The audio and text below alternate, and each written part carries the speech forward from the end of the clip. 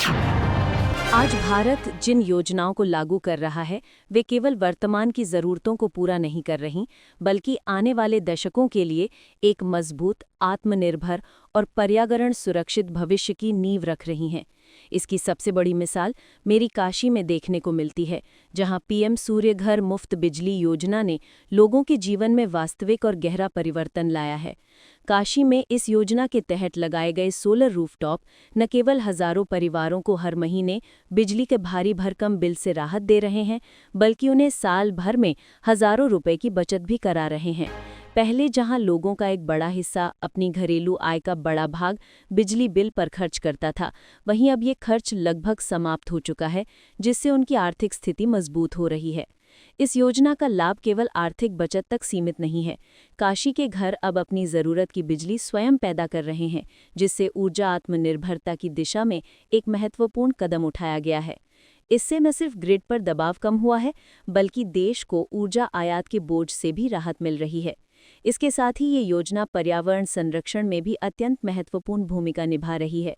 Solar ऊर्जा अपनाने से हजारों टन कार्बन उत्सर्जन में कमी आई है, जिससे काशी धीरे धीरे एक हरित और स्वच्छ शहर के रूप में उभर रहा है। काशी का ये उदाहरण पूरे देश के लिए एक संदेश है कि जब नीतियां दूरदर्शी हों और उनका क्रियान्वयन मजबूत हो, तो वे समाज में गहरे और सकारात्मक बदलाव लाती हैं।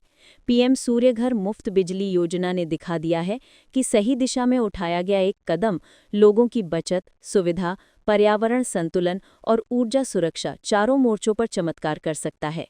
आज काशी में दिख रहा ये उजाला सिर्फ एक शहर का नहीं, बल्कि पूरे देश के भविष्य को रोशन करने की क्षमता रखता है।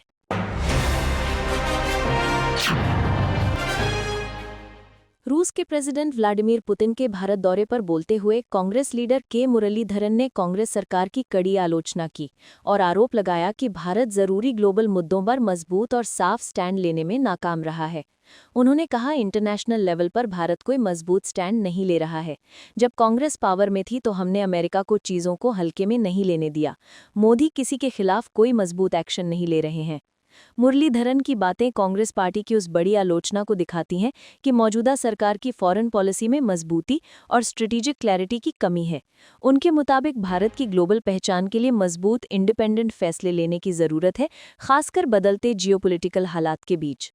सीनियर कांग्रेस लीडर और तिरुवनंतपुरम के एमपी शशि थरूर के बारे में बोलते हुए मुरलीधरन ने कहा, वे कांग्रेस पार्टी के लिए कुछ भी अच्छा नहीं कर रहे हैं। वे केरल से चुने हुए एमपी हैं। जो भी स्टैंड जरूरी है वो हाईकमांड को लेना चाहिए। उनकी बातों से पता चलता है कि थरूर के अलग राजनीतिक विचारों और पार्टी की एकता पर उनके असर को लेकर कांग्रेस के अंदर चिंताएं हैं।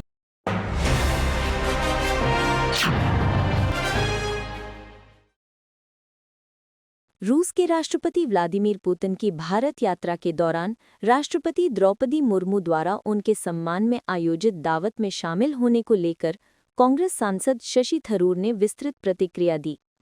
उन्होंने साफ कहा कि ये कार्यक्रम केवल राजनीतिक संदर्भ में नहीं देखा जाना चाहिए, बल्कि इसे भारत की पारंपरिक राजनयिक मर्यादा, सांस्कृतिक शिष्टाचार और अंतर्राष्ट्रीय संबंधों की गरिमा के रूप में समझना चाहिए।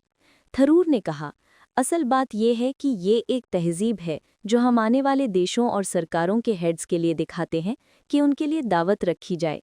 उन्होंने बताया कि भारत हमेशा से विदेश से आने वाले राष्ट्राध्यक्षों का सम्मानपूर्वक स्वागत करता रहा है, चाहे सत्ता में कोई भी सरकार हो। ये परंपरा भारत की सॉफ्ट पावर, सभ्यता और कूटनीतिक परिपक्वता का हिस्सा है। उन्होंने आगे कहा कि राष्ट्रपति द्रौपदी मुर्मू ने इस दावत में एक अत्यंत संतुलित, गरिमापूर्ण और प्रभावी भाषण दिया, जिसमें भारत-रूस संबंधों की ऐतिहासिक गहराई और वर्तमान सामरिक सहयोग का उल्लेख किया गया। इसके जवाब में राष्ट्रपति व्लादिमीर पुतिन ने भी गर्मजोशी से प्रतिक्रिया दी, जिसमें उन्होंने भारत के प्रति सम्मान व्यक्त किया और दोनों देशों के दीर्घकालिक साझेदारी के महत्व को रेखांकित किया। थरूर ने दावत के माहौल का वर्णन करते हुए बताया कि कार्यक्रम में भारतीय अधिकारियों की एक बड़ी संख्या मौजूद थी, जिसमें वरिष्ठ नौकरशाह, विदेशी मामलों से जुड़े अधिकारी, रक्षा एवं सुरक्षा क्षेत्र के प्रतिनिधि और अन्य महत्वपूर्ण व्यक्तित्व शामिल थे।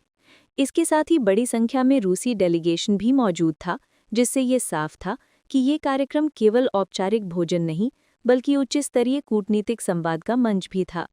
जब उनसे राजनीतिक विवादों पर टिप्पणी करने के लिए कहा गया, तो थरूर ने स्पष्ट रूप से कहा कि वे इस मामले में किसी विवाद का हिस्सा नहीं बनना चाहते।